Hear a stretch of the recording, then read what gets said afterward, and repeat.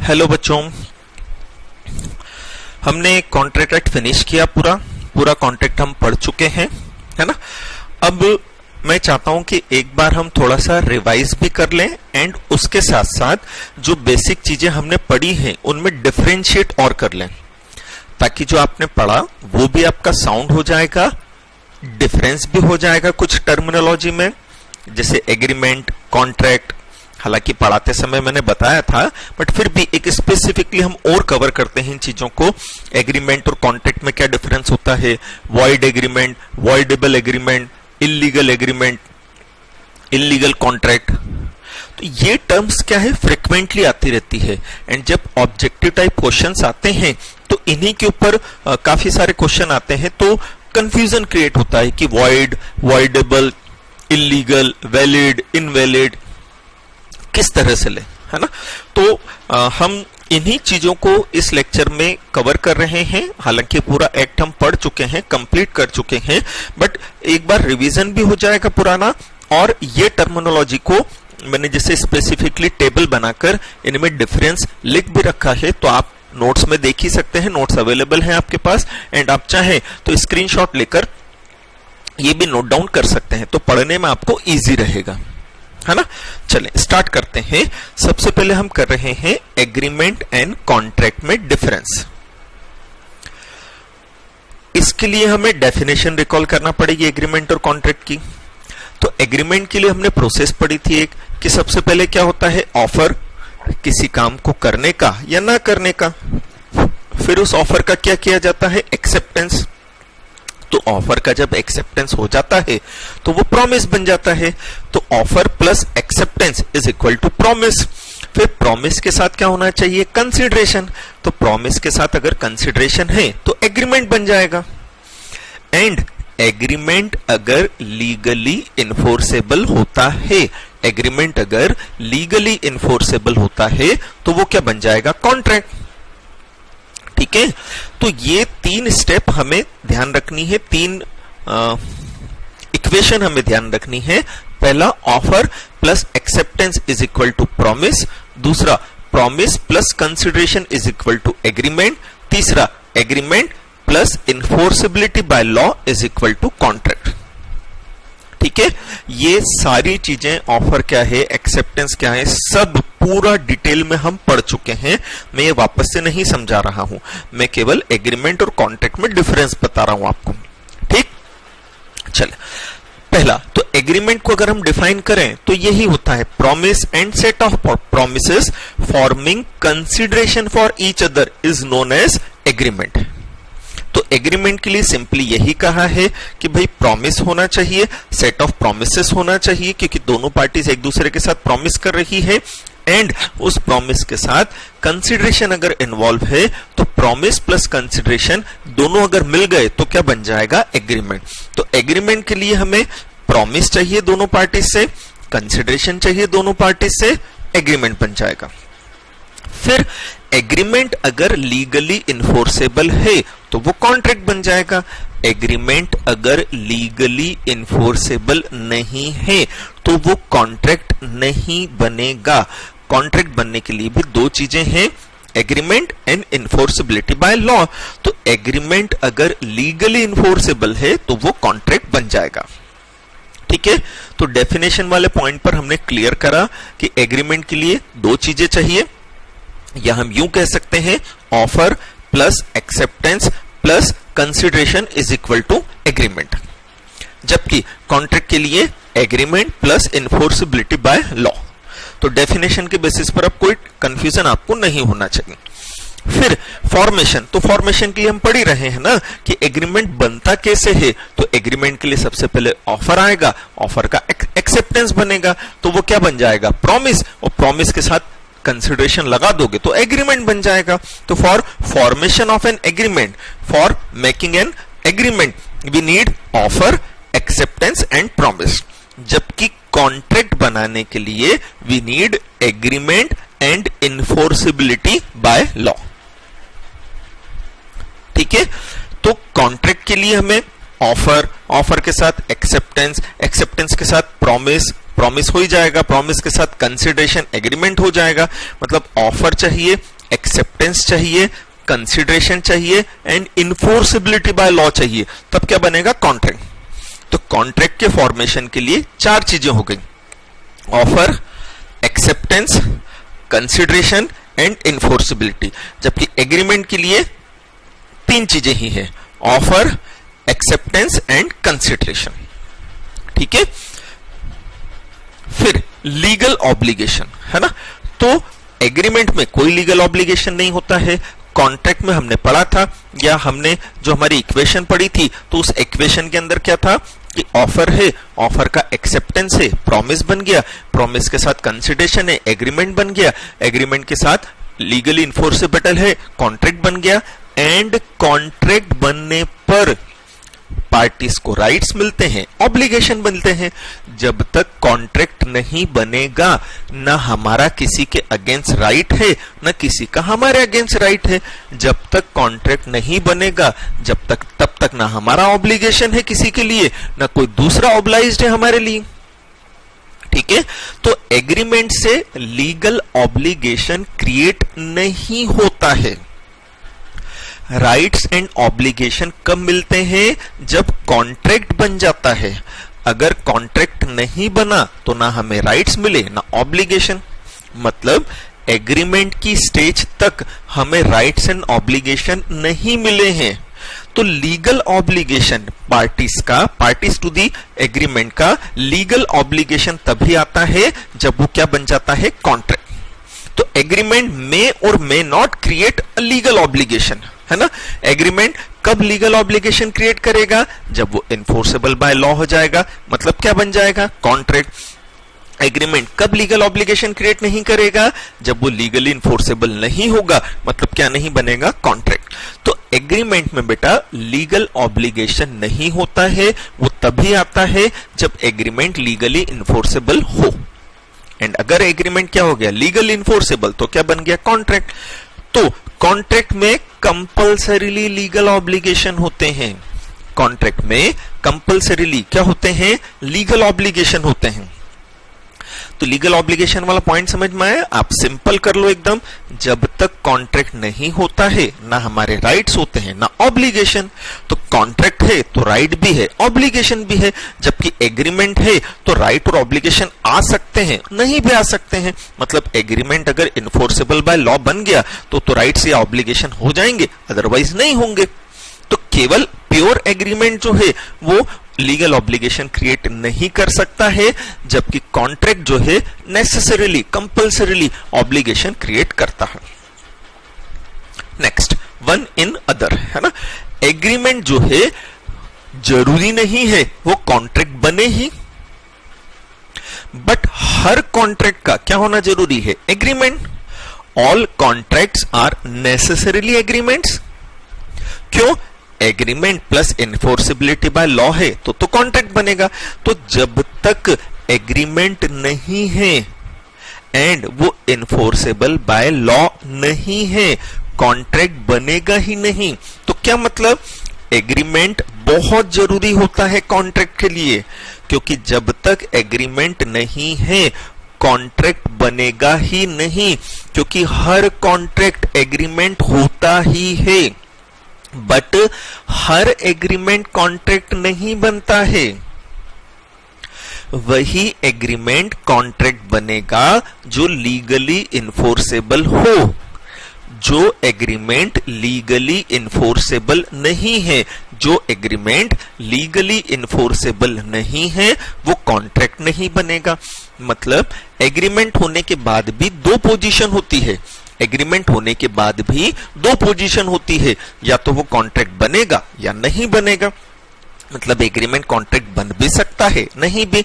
अगर agreement legally enforceable है तो कॉन्ट्रैक्ट बन जाएगा, अगर एग्रीमेंट लीगली इन्फोर्सेबल नहीं है तो कॉन्ट्रैक्ट नहीं बनेगा। बट अगर कॉन्ट्रैक्ट है तो कंपलसरी है कि एग्रीमेंट हुआ ही होगा, क्योंकि बिना एग्रीमेंट के कॉन्ट्रैक्ट बनता ही नहीं है। क्योंकि हमारी इक्वेशन ही क्या है? Agreement plus enforceability is equal to contract. जबकि एग्रीमेंट के लिए इक्वेशन क्या है? Promise plus consideration. ठीक है।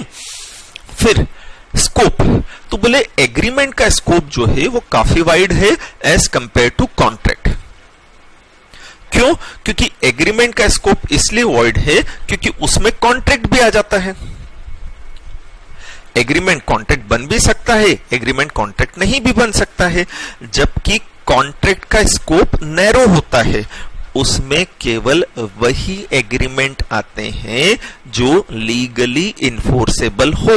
Scope of contract is narrow in comparison to agreement as it covers only those agreements which are enforceable by law. अगर agreement enforceable by law नहीं है तो वो क्या नहीं बनेगा? कॉन्ट्रैक्ट। ठीक है, तो एग्रीमेंट के अंदर एग्रीमेंट भी आ गया एंड एग्रीमेंट लीगली इन्फोर्सेबल हो गया तो कॉन्ट्रैक्ट भी आ गया, जबकि कॉन्ट्रैक्ट के अंदर केवल वही एग्रीमेंट आया जो लीगली इन्फोर्सेबल है।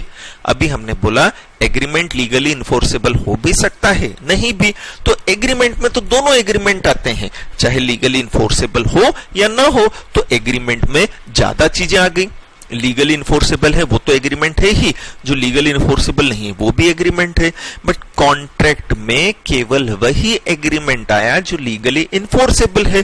तो कॉन्ट्रैक्ट वर्ड नैरो मीनिंग रखता है, it includes only those agreements which are legally enforceable, जबकि agreement is having wider meaning than the term contract as it includes all agreements whether legally enforceable और not.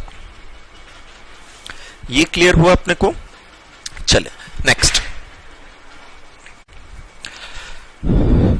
Next हम पढ़ रहे हैं difference between contract and void agreement. Contract and void agreement में difference.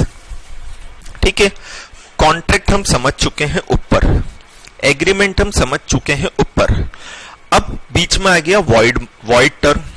Void मतलब क्या होता है? वॉइड मतलब जिसका कोई लीगल एग्जिस्टेंस ना हो। वॉइड मतलब जीरो होता है, जिसका कोई लीगल एग्जिस्टेंस ना हो। तो वॉइड मतलब क्या हुआ? जीरो, शून्य, जिसकी कोई वैल्यू नहीं है।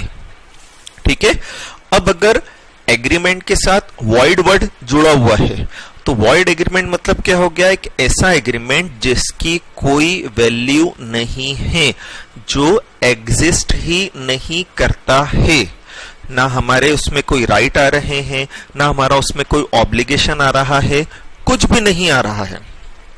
ठीक है, तो कॉन्ट्रैक्ट एंड वॉइड एग्रीमेंट में हम डिफरेंस समझ रहे हैं, ऊपर वाले चीजों को ही कनेक्ट करके आगे उतारते हैं। हमने बोला था एग्रीमेंट, एग्रीमेंट बनने के बाद एक एग्रीमेंट की दो चीजें हो सकती है, पहला वो लीगली इन्फोर्सेबल हो, दूसरा वो लीगली इन्फोर्सेबल ना हो। अभी डिस्कस किया ना कि एग्रीमेंट बनने के बाद उसकी दो पोजीशन हो सकती है, अगर वो लीगली इन्फोर्सेबल है तो वो क्या बन जाएगा? कॉन्ट्रैक्ट, और अगर वो लीगली इन्फोर्सेबल नहीं है तो वो एग्रीमेंट वॉइड एग्रीमेंट बन जाएगा। वॉइड मतलब जीरो, जिसकी कोई वैल्यू नहीं है, जो एग्जिस्ट ही नहीं करता है, जिसका कुछ नहीं हो सकता, जो एक्सेप्टेबल नहीं है। वॉइड मतलब जिसकी कोई वैल्यू नहीं है, जो एग्जिस्ट नहीं करता, जो एक्सेप्टेबल नहीं है। तो अगर एग्रीमेंट के साथ वॉइड वर्ड आ गया तो वॉइड एग्रीमेंट मतलब एक ऐसा एग्रीमेंट जो लीगली इन्फोर्सेबल नहीं है, जो एग्जिस्ट ही नहीं करता in the eyes of law, जिससे हम पार्टीज को बाउंड ही नहीं कर सकते। फिर समझेंगे, हमने बोला एग्रीमेंट बनने के बाद एग्रीमेंट की दो पोजीशन होगी। एग्रीमेंट लीगली इन्फोर्सेबल है, बहुत अच्छी बात है, एग्रीमेंट लीगली इन्फोर्सेबल है तो कॉन्ट्रैक्ट बन जाएगा। तो कॉन्ट्रैक्ट की डेफिनेशन में हमने यही पढ़ा, डेफिनेशन वाले पॉइंट पर अगर हम डिफरेंस करें तो पहला point agreement enforceable by law. तो अगर एग्रीमेंट क्या हो गया है? लीगली इन्फोर्सेबल, तो वो क्या बन गया है? कॉन्ट्रैक्ट। बट अगर एग्रीमेंट बनने के बाद कोई एग्रीमेंट लीगली इन्फोर्सेबल नहीं है, then it will become void agreement. Are you getting my point? Contract और वॉइड एग्रीमेंट में डिफरेंस समझ में आया है ना? पहले हम एग्रीमेंट तक जाएं, एग्रीमेंट तक जाकर हमने उसके दो पोर्शन बना दिए। पहला, एग्रीमेंट लीगली इन्फोर्सेबल है, अगर एग्रीमेंट लीगली इन्फोर्सेबल है तो वो क्या बन गया, कॉन्ट्रैक्ट। बट अगर एग्रीमेंट लीगली इन्फोर्सेबल नहीं है तो वो क्या बन जाएगा, वॉइड एग्रीमेंट। क्लियर हुआ ये। Second, legal existence. अब आप इजीली आगे की चीजें समझकर खुद ही आंसर कर सकते हो। लीगल एग्जिस्टेंस, अब आप बताओ कॉन्ट्रैक्ट का लीगल एग्जिस्टेंस होगा कि वॉइड एग्रीमेंट का? यस श्योर, कॉन्ट्रैक्ट का होगा, क्योंकि कॉन्ट्रैक्ट लीगली एग्जिस्ट करता है। अगर वो कॉन्ट्रैक्ट बन गया है तो हमारे राइट्स भी हैं, ऑब्लिगेशन भी। वॉइड वर्ड मतलब क्या बताया मैंने, वॉइड जिसके साथ भी जुड़ गया आगे, है ना। जीरो अगर आगे हो किसी फिगर के तो उसकी कोई वैल्यू होती है क्या, नहीं। तो अगर एग्रीमेंट के आगे वॉइड है तो उस एग्रीमेंट की कोई वैल्यू है क्या, नहीं। वो एग्जिस्ट करता है क्या, नहीं। मतलब हम मानेंगे ही नहीं। अगर वॉइड एग्रीमेंट है तो हम मानेंगे ही नहीं। क्या नहीं मानेंगे, हम तो मानेंगे ही नहीं कोई ऑफर हुआ है, कि कोई एक्सेप्टेंस भी था, कोई प्रॉमिस भी बना, कोई कंसिडरेशन भी इन्वॉल्व, कुछ था ही नहीं। हम मान लेंगे कुछ हुआ ही नहीं है। फिर इसेंशियल्स। अब वैलिड कॉन्ट्रैक्ट की इसेंशियल रिक्वायरमेंट कौन पूरी कर रहा है, कॉन्ट्रैक्ट पूरी कर रहा है या वॉइड एग्रीमेंट? फिर से सुने, वैलिड कॉन्ट्रैक्ट होने की या कॉन्ट्रैक्ट एक्ट के जितने इसेंशियल्स हैं, कॉन्ट्रैक्ट एक्ट के जितने इसेंशियल रिक्वायरमेंट्स हैं, वो कॉन्ट्रैक्ट एक्ट के रिक्वायरमेंट कौन पूरी कर रहा है 100%, कॉन्ट्रैक्ट या वॉइड एग्रीमेंट? बिल्कुल सही बोला आपने, कॉन्ट्रैक्ट। तो कॉन्ट्रैक्ट में कॉन्ट्रैक्ट एक्ट के सारे इसेंशियल्स पूरे हो रहे हैं, जैसे ऑफर भी है, एक्सेप्टेंस भी है, प्रॉमिस भी बना, कंसिडरेशन भी है, एग्रीमेंट भी है, लीगली इन्फोर्सेबल भी है, सब कुछ है। तो कॉन्ट्रैक्ट में all essential of valid contract होते हैं, जबकि वॉइड एग्रीमेंट में सारे एसेंशियल नहीं होते हैं, लास्ट वाला नहीं है।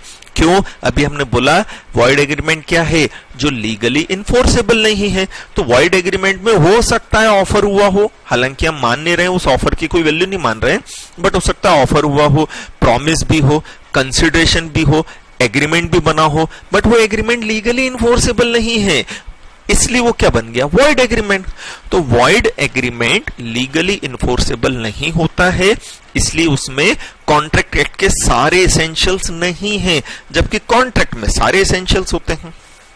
चले, इन्फोर्सेबल। अब आप बताओ कौन इन्फोर्सेबल बाय लॉ होगा? बिल्कुल सही, तो सिंपल है, हम इतनी बार पढ़ चुके हैं, तो क्लियर ही हो गया कि इन्फोर्सेबल बाय लॉ कौन है। तो बोले कॉन्ट्रैक्ट इन्फोर्सेबल बाय लॉ है, वॉइड एग्रीमेंट नहीं है। डैमेज मतलब अभी जैसे इसके पहले लेक्चर में हमने पढ़ा था ना कि अगर ब्रीच ऑफ कॉन्ट्रैक्ट होता है, ब्रीच मतलब क्या था, वायलेशन था, नॉन कंप्लायंस था। तो बोले अगर ब्रीच ऑफ कॉन्ट्रैक्ट होता है तो क्या aggrieved party, injured party case file कर सकती है नॉन परफॉर्मेंस का, कंपनसेशन, डैमेजेस, कंपनसेशन क्लेम कर सकती है क्या? बोले हाँ, कॉन्ट्रैक्ट के अंदर अगर कॉन्ट्रैक्ट का परफॉर्मेंस नहीं होता है, परफॉर्मेंस ऑफ कॉन्ट्रैक्ट क्या समझाया था मैंने कि पार्टीज अपने ऑब्लिगेशन पूरे करें। परफॉर्मेंस ऑफ कॉन्ट्रैक्ट मतलब क्या पढ़ा था हमने कि पार्टीज अपने ऑब्लिगेशन पूरे करें। तो कॉन्ट्रैक्ट में तो हमारा राइट भी होता है, ऑब्लिगेशन भी होता है। अब अगर कॉन्ट्रैक्टिंग पार्टी अपने ऑब्लिगेशन पूरे नहीं कर रही है तो जो इंजर्ड पार्टी है, जिसको नुकसान हो रहा है, वो डैमेजेस का केस फाइल कर सकता है। लेकिन वॉइड एग्रीमेंट का तो परफॉर्मेंस होगा ही नहीं ना, वो तो एग्जिस्ट ही नहीं करता है ना। तो अगर नॉन परफॉर्मेंस है भी तो आप काहे का कंपनसेशन, काहे का डैमेजेस, कुछ नहीं कर सकते। ये समझ में आया? तो बेसिक चीज यही है कि एग्रीमेंट हमने दो कर दिए। बोले क्या एग्रीमेंट लीगली इन्फोर्सेबल है क्या? हाँ, तो उस एग्रीमेंट को अब हम कॉन्ट्रैक्ट बोलने लग गए। बोले क्या एग्रीमेंट लीगली इन्फोर्सेबल है? नहीं, तो उस एग्रीमेंट को हम वॉइड एग्रीमेंट बोलने लग गए। अब वॉइड वर्ड का मतलब समझ में आ गया ना, जो शून्य है, जिस भी चीज के आगे, कॉन्ट्रैक्ट या एग्रीमेंट के आगे वॉइड लिखा मतलब उसका कोई एग्जिस्टेंस है ही नहीं। नेक्स्ट डिफरेंस हम ले रहे हैं void agreement and void contract में। नेक्स्ट डिफरेंस हम ले रहे हैं void agreement and void contract में। ठीक है, वॉइड एग्रीमेंट हमने ऊपर पढ़ा, वहां से उतार के लाए। क्या बोला हमने कि एग्रीमेंट के दो हिस्से कर दिए, लीगली इन्फोर्सेबल था तो कॉन्ट्रैक्ट बना दिया, बन गया, खत्म। लीगली इन्फोर्सेबल नहीं था तो क्या बन गया वो वॉइड एग्रीमेंट। वॉइड एग्रीमेंट क्या होता है, वॉइड एब इनिशियो, जिसका कोई लीगल एग्जिस्टेंस होता ही नहीं है ना। चलो वॉइड एग्रीमेंट तक तो हमने समझा, पहले अब हम वॉइड कॉन्ट्रैक्ट समझते हैं, फिर दोनों में डिफरेंस करते हैं। ठीक है, लिंक समझ के चलना है। एग्रीमेंट था, लीगली इन्फोर्सेबल था, एग्रीमेंट था लीगली इन्फोर्सेबल था, तो एग्रीमेंट लीगली इन्फोर्सेबल था तो कॉन्ट्रैक्ट बन गया, है ना। कॉन्ट्रैक्ट बनने के बाद पार्टीज को राइट्स भी मिल गए, ऑब्लिगेशन भी मिल गए। कॉन्ट्रैक्ट बनने के बाद पार्टीज को राइट भी मिल गए और ऑब्लिगेशन भी मिल गए। बट अगर कॉन्ट्रैक्ट बनने के बाद it ceases to be enforceable by law, change in circumstances के कारण, लॉ में चेंज हो जाने के कारण, पार्टीज की डेथ हो जाने के कारण, किसी भी कारण से कॉन्ट्रैक्ट बनने के बाद अगर वो लीगली इन्फोर्सेबल नहीं रहता है, देन वो कॉन्ट्रैक्ट वॉइड कॉन्ट्रैक्ट कहलाएगा। समझना, एग्रीमेंट है, इन्फोर्सेबल बाय लॉ है, कॉन्ट्रैक्ट बन गया। बट कॉन्ट्रैक्ट बनने के बाद मतलब prima fascia it was enforceable by law, तो वो कॉन्ट्रैक्ट बना। बिगिनिंग में it was enforceable by law, तो वो कॉन्ट्रैक्ट बना। बट कॉन्ट्रैक्ट बनने के बाद सिचुएशन ऐसे चेंज हुई कि अब वो लीगली इन्फोर्सेबल नहीं है। कॉन्ट्रैक्ट बनने के बाद सिचुएशन ऐसे चेंज हुई कि अब वो लीगली इन्फोर्सेबल नहीं रहा, तो फिर वो, क्योंकि कॉन्ट्रैक्ट बन चुका, एग्रीमेंट नहीं है, वो कॉन्ट्रैक्ट बन चुका, तो वो कॉन्ट्रैक्ट क्या बन जाएगा, void agreement, void contract, sorry, है ना। तो वॉइड एग्रीमेंट क्या है, जो स्टार्टिंग से ही क्या है, लीगली इन्फोर्सेबल नहीं है।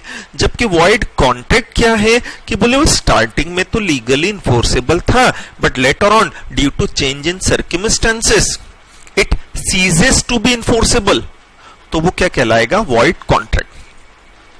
जैसे माइनर के साथ एग्रीमेंट किया, माइनर के साथ एग्रीमेंट किया, तो वो एग्रीमेंट स्टार्टिंग से ही वॉइड है, वॉइड एब इनिशियो है, वो कॉन्ट्रैक्ट बना ही नहीं, तो वो क्या है, वॉइड एग्रीमेंट।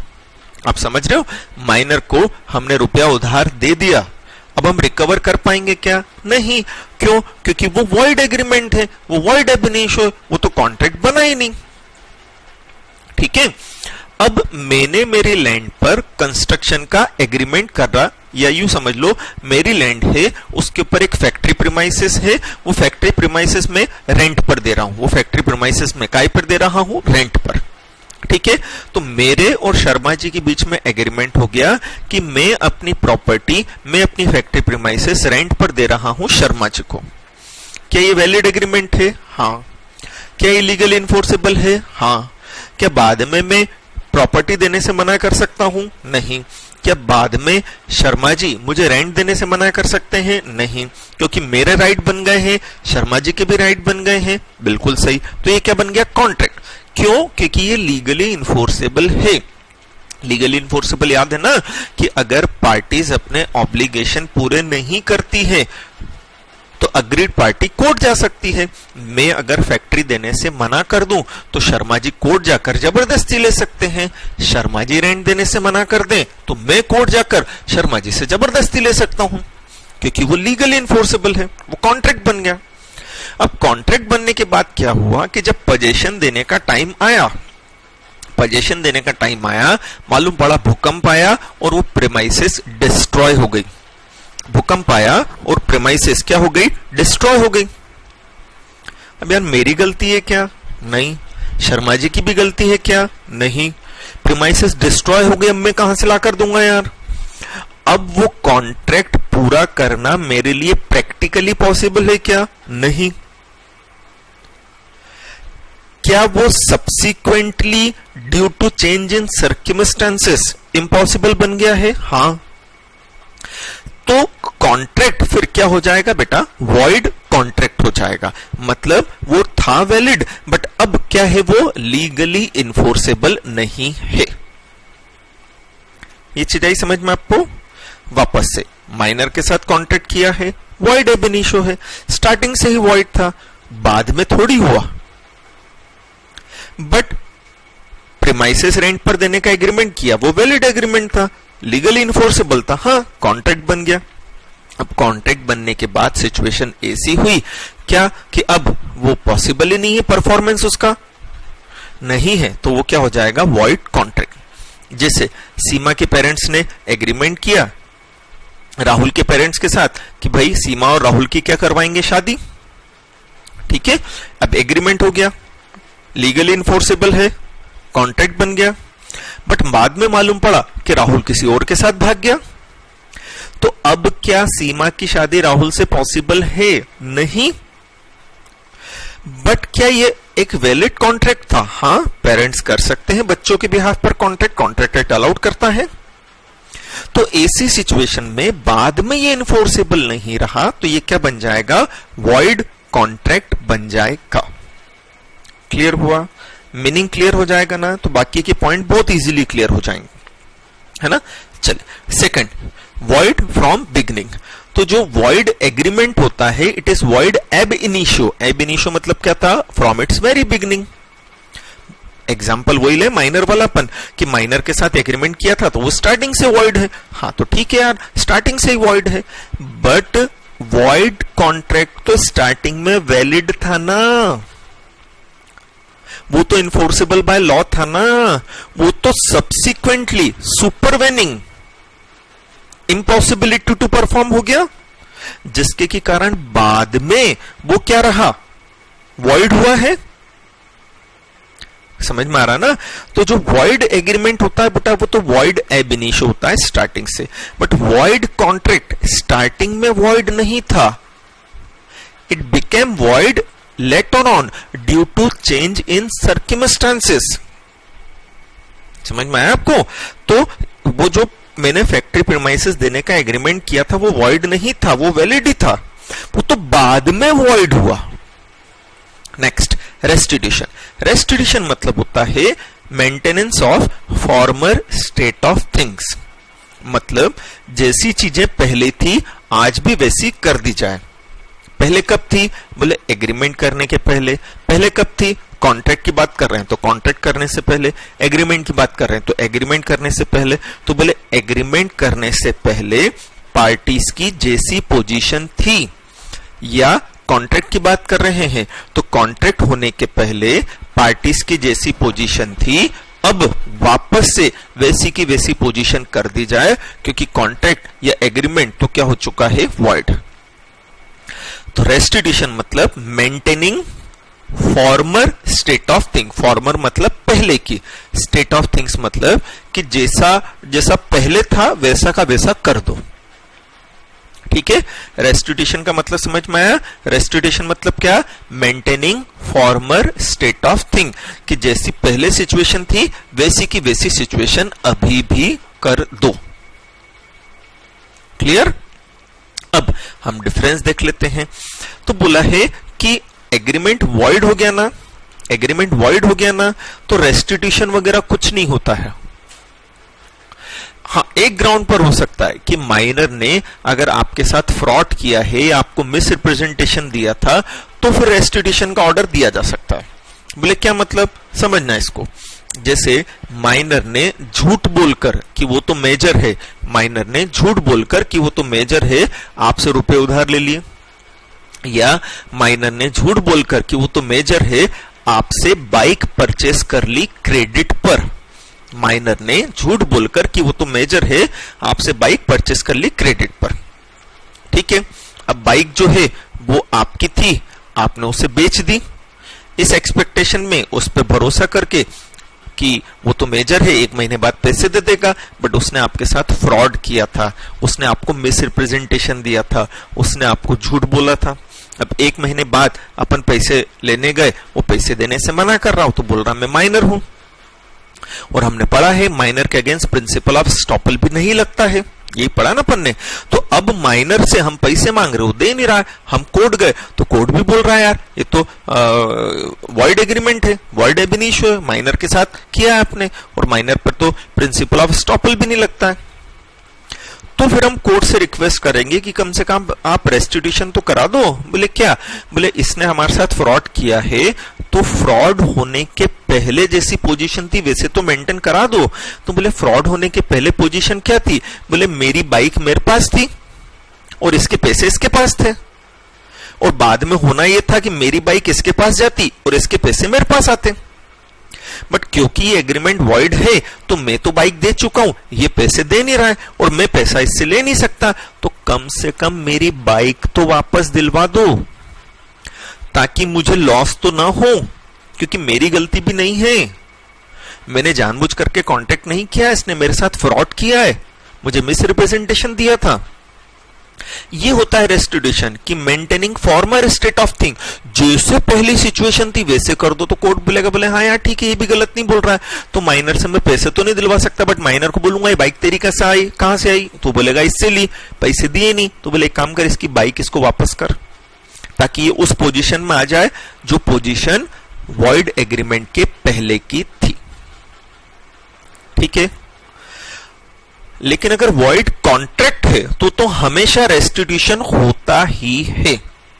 बोले क्या मतलब? मेरे से फैक्ट्री प्रीमाइसेस मैंने रेंट पर देने का एग्रीमेंट किया था शर्मा जी को, शर्मा जी ने मुझे कॉशन मनी देते ना, तो बोले 2 महीने का डिपॉजिट दे दिया। ठीक है, डिपॉजिट दे दिया उन्होंने। अब क्या हुआ? फैक्ट्री प्रीमाइसेस डिस्ट्रॉय हो गई, अब मैं उनको दे नहीं पा रहा हूं, तो कम से कम वो, अच्छा कोर्ट मेरे से दिलवाएगा क्या? नहीं दिलवाएगा, क्योंकि मेरे पास है ही नहीं, तो दिलवाएगा कैसे? कोर्ट मेरी गलती भी नहीं ना। तो कोर्ट क्या बोलेगा? बोले यार इसके वो 2 महीने का डिपॉजिट तो वापस कर, वो तो तू मत रख। तो अगर वॉइड कॉन्ट्रैक्ट होता है ना तो रेस्टिट्यूशन होगा ही, बट वॉइड एग्रीमेंट में नॉर्मली रेस्टिट्यूशन नहीं होता है, लेकिन अगर फ्रॉड या मिस रिप्रेजेंटेशन था बाय माइनर तो हो भी सकता है। क्लियर हुआ ना? रेस्टिट्यूशन का मतलब क्लियर हो गया? चले, कॉजेस, एक एग्रीमेंट वॉइड क्यों होता है? क्योंकि वो लीगली इन्फोर्सेबल नहीं है, उसमें एसेंशियल्स नहीं है। काय के एसेंशियल्स? कॉन्ट्रैक्ट के सारे एसेंशियल्स। जबकि कॉन्ट्रैक्ट वॉइड क्यों होता है? क्योंकि बाद में वो इम्पॉसिबल टू परफॉर्म हो जाता है। Due to change in circumstances it is not possible, it is impracticable for the parties to perform the contract. Perform the contract मतलब समझाया था मैंने लास्ट लेक्चर में कि अपने अपने ऑब्लिगेशंस को क्या करना, पूरा करना। अब यार फैक्ट्री प्रीमाइसेस डिस्ट्रॉय हो गई तो मैं कैसे आपको फैक्ट्री दूं? अब मेरे लिए इम्पॉसिबल हो गया मैं परफॉर्म करूं। राहुल भागकर दूसरे से शादी कर लेता है तो मैं कैसे राहुल का तलाक करा के आपकी शादी करा दूं? मेरे लिए पॉसिबल नहीं है। पहले था बट अब वो क्या हो चुका है? इम्पॉसिबल हो चुका है। ठीक है, तो एक एग्रीमेंट के क्या कॉजेस होते हैं वॉइड होने के? तो बोले एग्रीमेंट वॉइड तभी होता है जब वो लीगली इन्फोर्सेबल ना हो। ठीक, जबकि कॉन्ट्रैक्ट वॉइड तब होता है जब वो बाद में इम्पॉसिबल टू परफॉर्म हो जाए, और इम्पॉसिबल टू परफॉर्म होने के कारण अब लीगली इन्फोर्सेबल नहीं है। दोनों में डिफरेंस समझ में आ गया ना? तो एग्रीमेंट वॉइड है, एब इनिशियो कॉन्ट्रैक्ट वॉइड होता है बाद में सिचुएशन चेंज होने के कारण। एग्रीमेंट में नॉर्मली तो रेस्टिट्यूशन नहीं होता है, वॉइड कॉन्ट्रैक्ट में हो जाता है। कर लेंगे इसको। नेक्स्ट हम डिफरेंस पढ़ रहे हैं void contract and voidable contract में। तो बेसिकली हम 2 वर्ड यहां समझेंगे, वॉइड एंड वॉइडेबल, क्योंकि कॉन्ट्रैक्ट तो दोनों में है ही, तो वॉइड और वॉइडेबल के बीच का अपने को डिफरेंस समझना पड़ेगा, क्योंकि दोनों में कॉन्ट्रैक्ट ही है ना? वॉइड कॉन्ट्रैक्ट अभी हमने पढ़ा था। वॉइड कॉन्ट्रैक्ट क्या था? कि एक वैलिड कॉन्ट्रैक्ट होता है जो कॉन्ट्रैक्ट होने के बाद सिचुएशन चेंज हो जाने के कारण, सर्कमस्टेंसेस चेंज हो जाने के कारण सीजेस टू बी इन्फोर्सेबल हो गया। क्योंकि वो सीजेस टू बी इन्फोर्सेबल हो गया इसलिए वो कॉन्ट्रैक्ट क्या हो गया? वॉइड हो गया। भाई कॉन्ट्रैक्ट वैलिड था, सब कुछ ठीक था, बट जब परफॉर्मेंस का टाइम आया तो due to change in circumstances, situation या किसी भी कारण से अब वो पॉसिबल नहीं रहा कि परफॉर्म किया जाए, तो वो वॉइड कॉन्ट्रैक्ट बन गया। तो बोले वॉइडेबल क्या होता है? तो बोले वॉइडेबल कॉन्ट्रैक्ट भी वैलिड ही होता है, वॉइडेबल कॉन्ट्रैक्ट भी वैलिड ही होता है जब तक उस कॉन्ट्रैक्ट को कोर्ट के द्वारा वॉइड डिक्लेयर न किया जाए। वॉइडेबल कॉन्ट्रैक्ट भी वैलिड ही होता है जब तक कोर्ट के द्वारा उस कॉन्ट्रैक्ट को वॉइड डिक्लेयर न किया जाए। एंड कोर्ट ऐसा क्यों करेगी?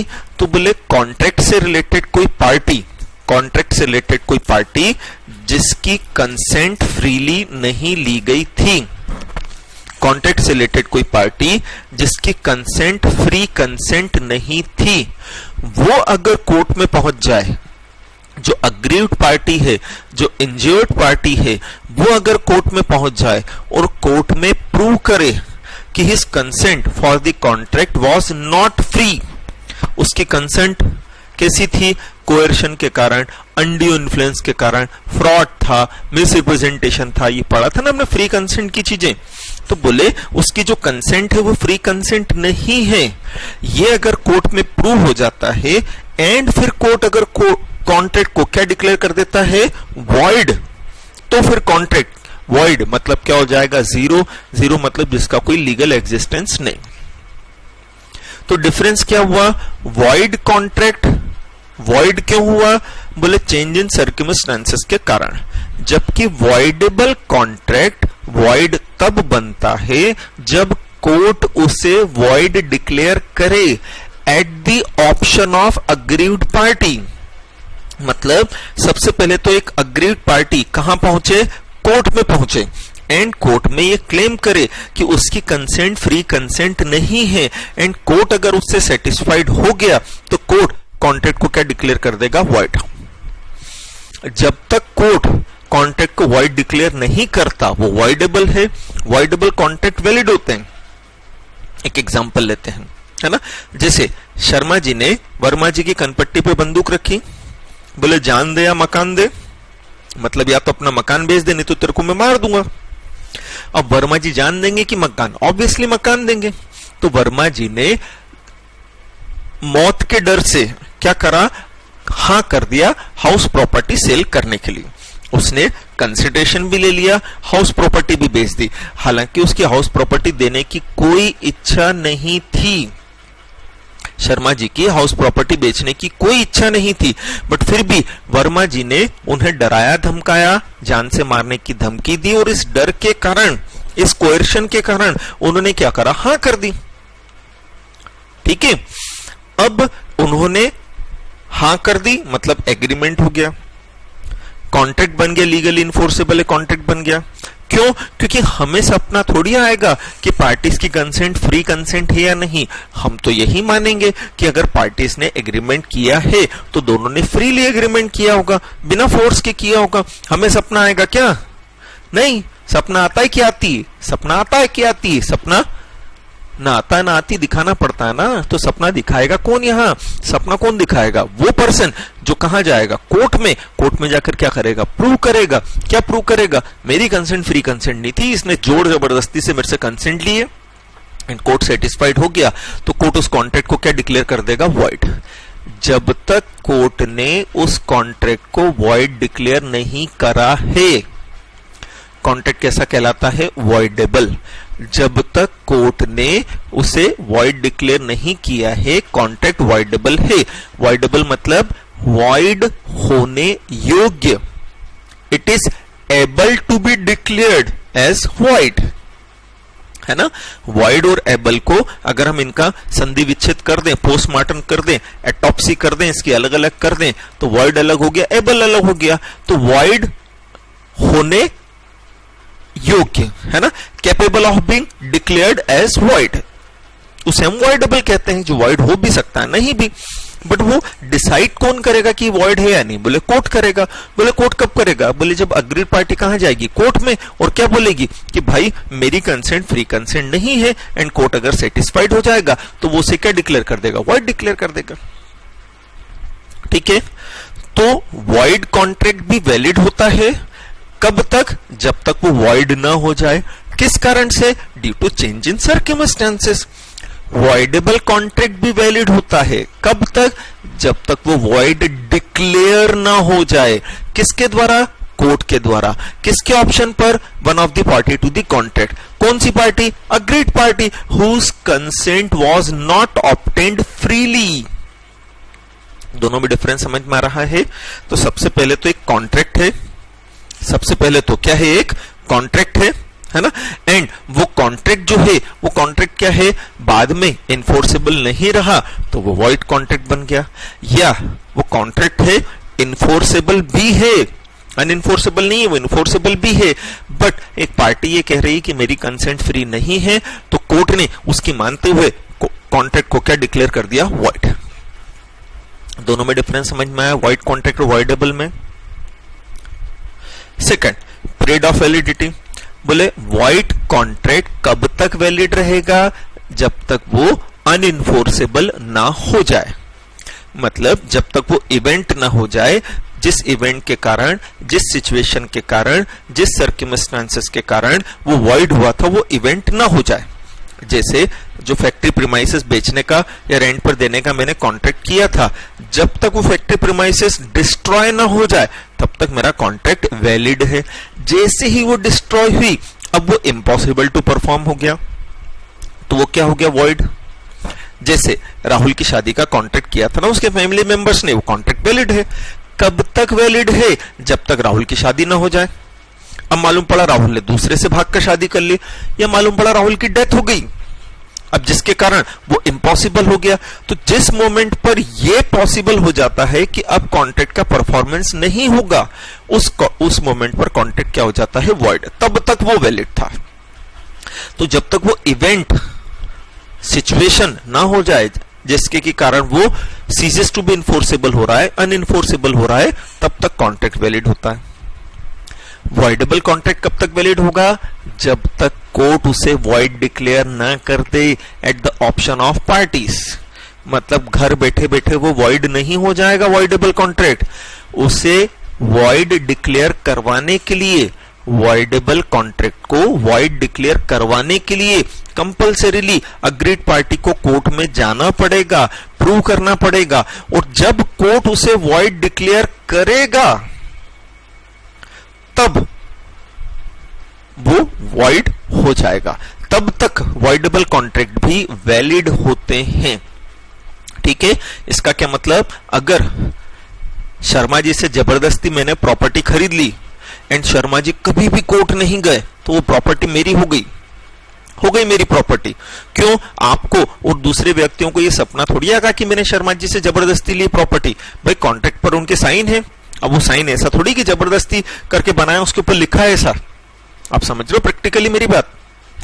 तो अगर शर्मा जी गए नहीं ना कोर्ट, तो किसी को मालूम ही नहीं है। जब नहीं मालूम है तो कॉन्ट्रैक्ट वैलिड है। बट जैसे ही वो कोर्ट गए, प्रूव करा, कोर्ट सेटिस्फाइड हो गया, कोर्ट ने वॉइड डिक्लेयर कर दिया, तो खत्म हो जाएगा। ठीक है, तो वॉइडेबल कॉन्ट्रैक्ट वैलिड होता है कब तक? जब तक eight the option of agreed party court उसे वॉइड डिक्लेयर ना कर दे। एंड वॉइड कॉन्ट्रैक्ट भी वैलिड होता है कब तक? जब तक वो इवेंट ना हो जाए जिसके के कारण वो अनइन्फोर्सेबल हो चुका है। क्लियर है? तीसरा बहुत सिंपल है, ऑप्शन। वॉइड कॉन्ट्रैक्ट में ऑप्शन थोड़ी होता है। मैंने कोई जानबूझ करके मेरी प्रॉपर्टी थोड़ी डिस्ट्रॉय करी, या मेरे कहने से कॉन्ट्रैक्ट थोड़ी कैंसिल हो गया। जबकि वॉइडेबल के अंदर ऑप्शन होता है ना।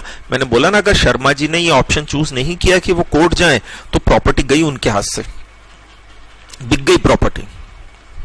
उन्हें अपना ऑप्शन एक्सरसाइज करना पड़ेगा, उन्हें चूज करना पड़ेगा कि वो कॉन्ट्रैक्ट को खत्म करवाना चाहते हैं तो कोर्ट पहुंच जाएं।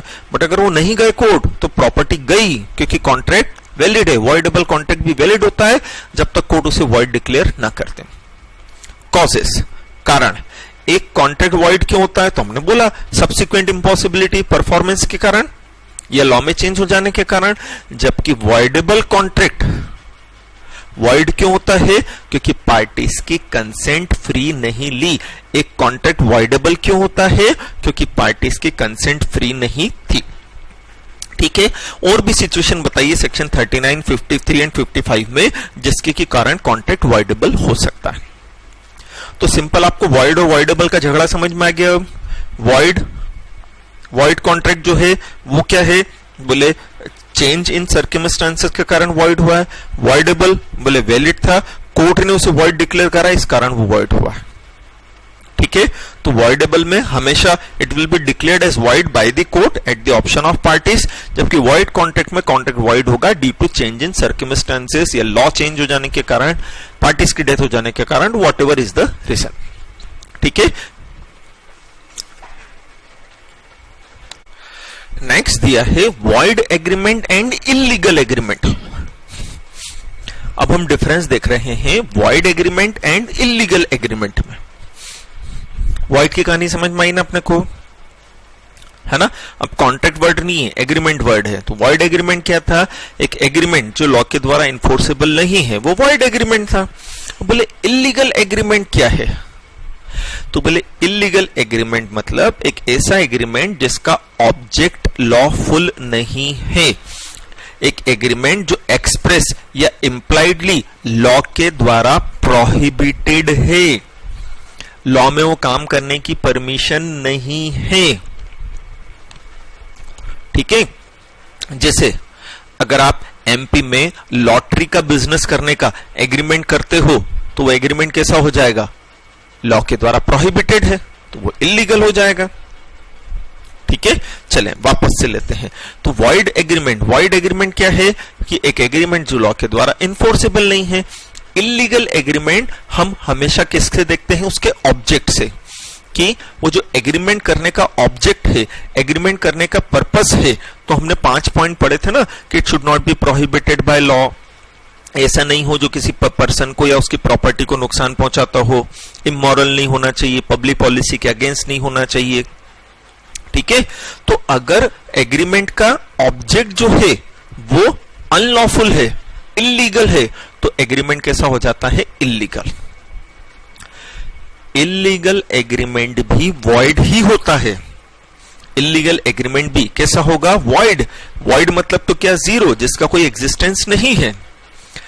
But her void agreement illegal नहीं होता है, लेकिन हर इलीगल एग्रीमेंट वॉइड होगा।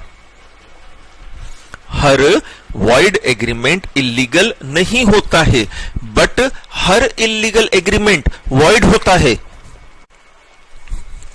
चले अब हम देख रहे हैं void agreement and illegal agreement. अब हम डिफरेंस देख रहे हैं वॉइड एग्रीमेंट में और इलीगल एग्रीमेंट, मतलब सीधे सीधे से बोले कि हम वॉइड और इलीगल वर्ड के अंदर डिफरेंस कर रहे हैं, क्योंकि दोनों ही जगह एग्रीमेंट है ना। चले, वॉइड एग्रीमेंट क्या पढ़ा था, एक एग्रीमेंट जो लॉ के द्वारा इन्फोर्सेबल नहीं है, वो वॉइड एग्रीमेंट होता है। इलीगल मतलब क्या होता है, अनलॉफुल। अनलॉफुल मतलब क्या होता है, which is not permitted by law, which is prohibited, restricted by law. ऐसा कोई काम करने का एग्रीमेंट करना जो लॉ के द्वारा परमिटेड नहीं है, प्रोहिबिटेड है, रिस्ट्रिक्टेड है, इलीगल कहलाता है। तो अगर एग्रीमेंट करने का जो ऑब्जेक्ट है वो एक्सप्रेसली या इंप्लाइडली प्रोहिबिटेड बाय लॉ है, एग्रीमेंट करने का जो ऑब्जेक्ट है, पर्पस है, वो एक्सप्रेसली या इंप्लाइडली प्रोहिबिटेड बाय लॉ है, तो एग्रीमेंट कैसा कहलाता है, इलीगल। जैसे स्मगलिंग करने का एग्रीमेंट करा है। अब स्मगलिंग देखा जाए तो दो चोरों के बीच में बिजनेस ही है, बट क्या स्मगलिंग करना अलाउड है, नहीं। कच्ची शराब बेचना अलाउड है, नहीं। प्रोस्टिट्यूशन करना अलाउड है, नहीं। इलीगल आर्म्स एम्युनिशंस की सेल करना अलाउड है, नहीं। मनी लॉन्ड्रिंग अलाउड है, नहीं। तो इनसे रिलेटेड जब एग्रीमेंट किए जाते हैं तो ये एग्रीमेंट क्या हो जाता है, इलीगल। तो legality and illegality is always checked by the law. तो अगर एग्रीमेंट जो आपने किया है उसका ऑब्जेक्ट लॉ के द्वारा क्या है, प्रोहिबिटेड है, परमिटेड नहीं है, तो वो एग्रीमेंट कैसा एग्रीमेंट हो जाएगा, इलीगल। ये समझ में आया। तो वॉइड एग्रीमेंट, उसका ऑब्जेक्ट वगैरह सब सही है, बट फिर भी वो लीगली इन्फोर्सेबल नहीं है। ये भी हो सकता है, बट इलीगल एग्रीमेंट जो है उसका वो तो है ही लॉ के द्वारा क्या प्रोहिबिटेड। जैसे माइनर के साथ आपने एग्रीमेंट किया है, माइनर के साथ आपने क्या किया है एग्रीमेंट, तो आपने कोई गलत काम करने का एग्रीमेंट नहीं कर दिया, तो वो एग्रीमेंट इलीगल नहीं हुआ। वो एग्रीमेंट क्या नहीं हुआ, इलीगल नहीं हुआ। माइनर को आपने 10,000 रुपए उधार दे दी तो आपने कोई इलीगल काम नहीं कर दिया, आपको जेल नहीं भेज देंगे, आपको पनिशमेंट नहीं दे देंगे, बट फिर भी क्योंकि लॉ उसे लीगली इन्फोर्सेबल नहीं मानता है तो वो वॉइड है। वॉइड तो है बट इलीगल नहीं है। लेकिन आपने स्मगलिंग का, आपने किसी पर्सन को नुकसान पहुंचाने का, प्रॉपर्टी को नुकसान पहुंचाने का, इमोरल काम करने का, अनएथिकल काम करने का एग्रीमेंट किया है, जैसे रिश्वत लेने का काम कर लिया, इलीगल एग्रीमेंट हो गया। तो इलीगल एग्रीमेंट भी वॉइड ही होता है। इलीगल एग्रीमेंट का भी कोई लीगल एग्जिस्टेंस नहीं होता है। जैसे आपने किसी गवर्नमेंट ऑफिसर को 10 लाख रुपए दिए कि वो आपकी गवर्नमेंट जॉब लगवा दे, आपने उसे रिश्वत दी है ताकि वो गवर्नमेंट जॉब लगवाने में आपकी हेल्प करे, क्या इलीगल है? नहीं। अब आपने उसे रिश्वत दे दी और बाद में उसने आपकी जॉब नहीं लगवाई, तो क्या आप कोर्ट में केस फाइल कर दोगे? नहीं, क्योंकि कोर्ट में गए उल्टा तो यही नहीं बता पाओगे कि हमने रिश्वत दी, कोर्ट उल्टा आपको जेल में डाल देगा। आप समझ रहे हो मेरी बात? तो इलीगल एग्रीमेंट भी वॉइड ही होता है। क्यों? क्योंकि वो इलीगल है। वॉइड एग्रीमेंट भी वॉइड है। क्यों? क्योंकि वो इन्फोर्सेबल बाय लॉ नहीं है। हो सकता है कि वो इलीगल ना हो, मतलब वॉइड एग्रीमेंट लीगल हो भी सकते हैं, नहीं भी हो सकते हैं, मतलब उनका ऑब्जेक्ट सही है, ऑब्जेक्ट गलत नहीं है, बट फिर भी लॉ के द्वारा वो इन्फोर्सेबल नहीं है। जैसे सोशल एग्रीमेंट का बताया था मैंने आपको कि मैंने आपको ऑफर दिया, मेरे घर में पार्टी, आप आ जाना, आपने एक्सेप्ट कर लिया। शाम को आप आए, मैंने पार्टी नहीं दी आपको, मैंने बोला मैं तो मजाक कर रहा था। तो ऑफर का एक्सेप्टेंस भी हुआ, बट क्या लीगली इन्फोर्सेबल है? नहीं। मैंने कोई इलीगल काम कर दिया? नहीं। तो समझे, वॉइड एग्रीमेंट अगर ऑब्जेक्ट उसका सही नहीं है तो वो इलीगल बन जाएगा, बट अगर ऑब्जेक्ट सही भी है उसका तो भी किसी कारण से अगर वो लीगली इन्फोर्सेबल नहीं है तो वो केवल वॉइड एग्रीमेंट बनकर रह जाएगा। डेफिनेशन समझ में आ गई? Next, effect on collateral transaction. अब हमने एक वेगरिंग एग्रीमेंट का पढ़ा था, है ना, कि वेगरिंग एग्रीमेंट जो होते हैं ना वो मुंबई में तो इलीगल होते हैं, इलीगल होने के कारण वॉइड होते हैं, जबकि रेस्ट ऑफ द इंडिया में वो इलीगल नहीं है बट फिर भी वॉइड तो है। ठीक है, वेगरिंग एग्रीमेंट क्या था? Betting agreement. ठीक, वापस से क्या कि वेगरिंग एग्रीमेंट जो है वो वेगरिंग के केस में हमने पढ़ा था कि मुंबई में वो तो कैसा है? इलीगल है, और इलीगल होने के कारण वॉइड है, जबकि रेस्ट ऑफ द इंडिया में वो इलीगल नहीं है बट वॉइड है, कर नहीं सकते, वॉइड, लीगल इन्फोर्सेबल नहीं। ठीक है, अब क्या कि अगर वॉइड एग्रीमेंट होता है तो जो मेन एग्रीमेंट है वही वॉइड होगा, उससे रिलेटेड जो कोलैटरल एग्रीमेंट होते हैं, कोलैटरल मतलब एंसिलरी, इंसिडेंटल, कनेक्टेड, सप्लीमेंट्री, जुड़े हुए, वो वॉइड नहीं होते हैं। बोले क्या मतलब? मैंने मान लो इंदौर में शर्मा जी से 1 लाख रुपए उधार लिए, तो बोरिंग लैंडिंग का ट्रांजैक्शन है। बोले हाँ ठीक है, कोई दिक्कत नहीं इसमें। तो अब मैंने 1 लाख रुपए उधार ले लिए, मैं 1 महीने बाद दूंगा। उस 1 लाख रुपए को मैंने उधार लिया था शर्मा जी से, काहे के लिए? बेटिंग करने के लिए। मैंने इंडिया के जीत के ऊपर पैसा लगाया था। ठीक है, अब मैं वो बेटिंग एग्रीमेंट कहां कर रहा हूं? एमपी में कर रहा हूं। एमपी में वो वॉइड है, एमपी में वो क्या है? वॉइड है। ठीक, अब क्या हुआ कि मान लो इंडिया हार गई, तो अब मुझे पैसे देने पड़ेंगे, किसको? शर्मा जी को, जिनसे मैंने 1 लाख रुपए लिए थे, वापस करने उनको। मैंने उन्हें पैसा वापस नहीं किया तो भी वो मेरे अगेंस्ट केस फाइल करके पैसा ले सकते हैं, क्योंकि मेरे और उनके बीच में जो ट्रांजैक्शन था वो बोरिंग और लेंडिंग का था। बट मैंने बेटिंग करी मान लो वर्मा जी के साथ, उन्हें मैंने पैसे नहीं दिए, तो वर्मा जी मेरा कुछ नहीं बिगाड़ पाएंगे, क्योंकि वर्मा जी और मेरे बीच का ट्रांजैक्शन कैसा है? वॉइड। वर्मा जी और मेरे बीच का ट्रांजैक्शन बेटिंग वाला है। जबकि मेरे और शर्मा जी के बीच का ट्रांजैक्शन बोरोइंग और लेंडिंग का है। हालांकि मैंने बोरोइंग की वेगरिंग के कॉन्ट्रैक्ट के लिए ही थी, हालांकि मैंने पैसा उधार इसी काम को करने के लिए लिया था, बट फिर भी मेन ट्रांजैक्शन कौन सा है मेरा, मतलब इलीगल ट्रांजैक्शन कौन सा है, गलत ट्रांजैक्शन कौन सा है मेरा, वेगरिंग वाला, तो केवल वही वॉइड है। उससे कोलेटरल ट्रांजैक्शन कौन सा है, बोरोइंग वाला, वो वॉइड नहीं है। लेकिन यही काम अगर मैंने मुंबई में किया होता तो दोनों ही ट्रांजैक्शन कैसे हो जाते वॉइड।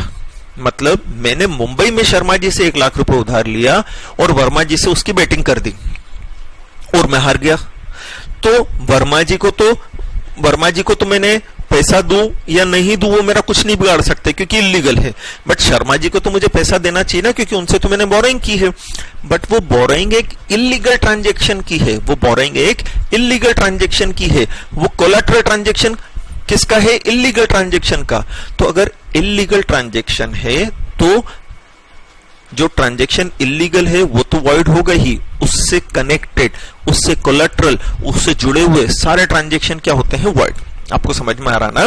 तो मैंने वो जो बोरोइंग की है, देखा जाए तो बोरोइंग गलत नहीं थी, बट उसका पर्पस गलत था एंड वो इलीगल था मुंबई में, तो ना तो शर्मा जी मेरे से पैसा कलेक्ट कर सकते हैं ना वर्मा जी। बट हाँ, मैंने यही काम एमपी में किया है तो शर्मा जी मेरे से पैसा ले सकते हैं क्योंकि मैंने उनसे उधार लिया था, फिर मैंने वो गलत काम में लगा दिया तो वर्मा जी मेरे से नहीं ले पाएंगे क्योंकि उनका ट्रांजैक्शन कैसा है, वॉइड। बट ये जो कोलैटरल ट्रांजैक्शन है ये वॉइड नहीं है। ठीक है, तो अगर ट्रांजैक्शन केवल वॉइड है तो जो ट्रांजैक्शन वॉइड है वही वॉइड होता है, कोलैटरल नहीं। बट अगर ट्रांजैक्शन इलीगल होने के कारण वॉइड हुआ था तो उससे कनेक्टेड सारे ट्रांजैक्शन क्या हो जाते हैं, वॉइड। और अगर ट्रांजैक्शन वॉइड हो गया तो अभी मैंने बोला वॉइड ट्रांजैक्शन का कोई लीगल एग्जिस्टेंस ही नहीं होता है। अगर ट्रांजैक्शन का लीगल एग्जिस्टेंस ही नहीं है तो ना मेरे राइट है ना मेरे ऑब्लिगेशन है, कुछ भी नहीं है। Next, scope.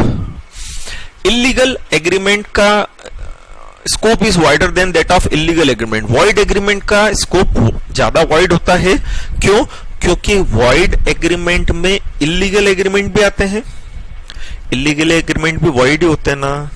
हर इलीगल एग्रीमेंट वॉइड होता है, but her void agreement illegal नहीं होता है। जैसे अभी समझाया, माइनर का एग्रीमेंट इलीगल नहीं है बट वॉइड तो है,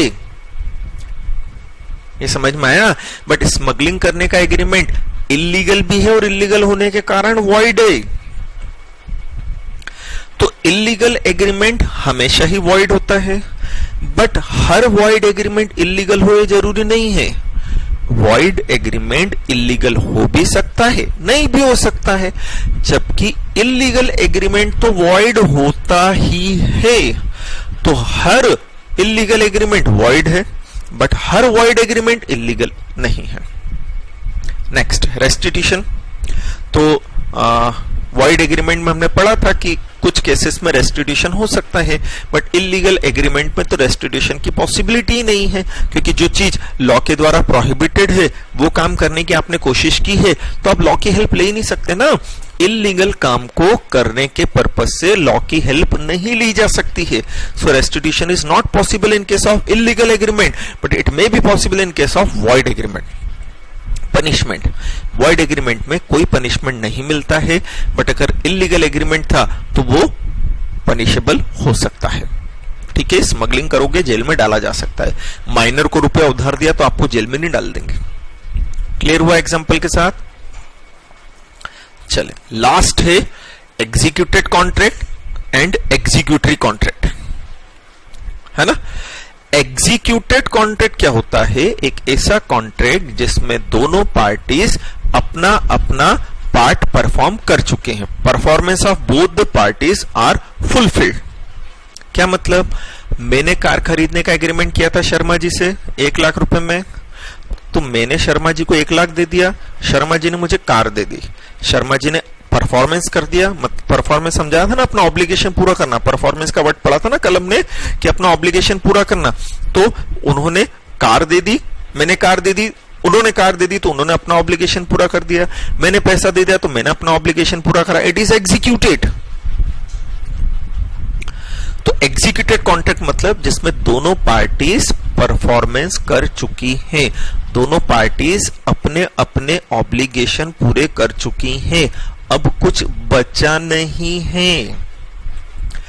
एग्जीक्यूटरी कॉन्ट्रैक्ट मतलब होता है to be performed in future, मतलब या तो दोनों पार्टीज अपना प्रॉमिस फ्यूचर में पूरा करेगी या कम से कम एक पार्टी अपना प्रॉमिस फ्यूचर में पूरा करेगी। जैसे मैं कार खरीदने गया, अब मारुति वालों ने बोला कि 1 महीने बाद कार मिलेगी, मैं उन्हें पैसा देकर आ गया, वो कार कब देंगे? 1 महीने बाद। मैंने मेरा प्रॉमिस आज पूरा कर लिया, बट वो कब प्रॉमिस पूरा करेगा? 1 महीने बाद। वो कार कब देगा? 1 महीने बाद। ये हुआ एग्जीक्यूटरी कॉन्ट्रैक्ट। एग्जीक्यूटरी मतलब to be performed in future, it has not been performed by both the party, may be possible one of the party has performed his part of the contract but दूसरी ने अभी तक नहीं किया। ये भी हो सकता है मैं मारुति पे कार लेने गया, उसने बोला 1 महीने बाद, हम दोनों के बीच में आज एग्रीमेंट हो गया कि मैं पैसा 1 महीने बाद दूंगा, मारुति भी कार मुझे 1 महीने बाद देगी, ये भी एग्जीक्यूटरी कॉन्ट्रैक्ट है। तो दोनों फ्यूचर में कर सकते हैं या कम से कम एक फ्यूचर में करेगा, बट अगर दोनों ने आज अपना प्रॉमिस पूरा कर दिया है वो एग्जीक्यूटेड कॉन्ट्रैक्ट होता है। एग्जीक्यूटेड मतलब परफॉर्म्ड, एग्जीक्यूटरी मतलब टू बी परफॉर्म्ड। फिर ऑब्लिगेशन, जब परफॉर्मेंस हो चुकी है एग्जीक्यूटेड कॉन्ट्रैक्ट में तो ऑब्लिगेशन खत्म हो गया ना, दोनों पार्टीज ने अपना अपना ऑब्लिगेशन पूरा कर लिया ना, तभी तो हमने परफॉर्मेंस बोला। परफॉर्मेंस वर्ड का मीनिंग आपको याद हो गया ना, परफॉर्मेंस मतलब क्या होता है? अपना अपना ऑब्लिगेशन पूरा करना। तो एग्जीक्यूटेड कॉन्ट्रैक्ट में दोनों ने अपना ऑब्लिगेशन पूरा कर लिया है, एग्जीक्यूटरी में दोनों ने नहीं किया है या किसी एक ने नहीं किया है। डिस्चार्ज, क्योंकि कॉन्ट्रैक्ट एग्जीक्यूट हो चुका है, परफॉर्म्ड हो चुका है, तो डिस्चार्ज मान लिया जाएगा। डिस्चार्ज मतलब टर्मिनेट, खत्म हो गया। खत्म मतलब ना तो हम मेरे कोई राइट बचे ना ऑब्लिगेशन। मैंने कार खरीद ली, मुझे कार मिल गई, पैसा दे दिया मैंने, तो उसके राइट भी पूरे हो गए कि उसे पैसा मिल गया, मुझे कार मिल गई, तो मेरे राइट खत्म, उसके भी राइट खत्म। डिस्चार्ज मतलब कॉन्ट्रैक्ट खत्म। एग्जीक्यूटरी अभी डिस्चार्ज नहीं हुआ है, एक पार्टी का बच्चा है,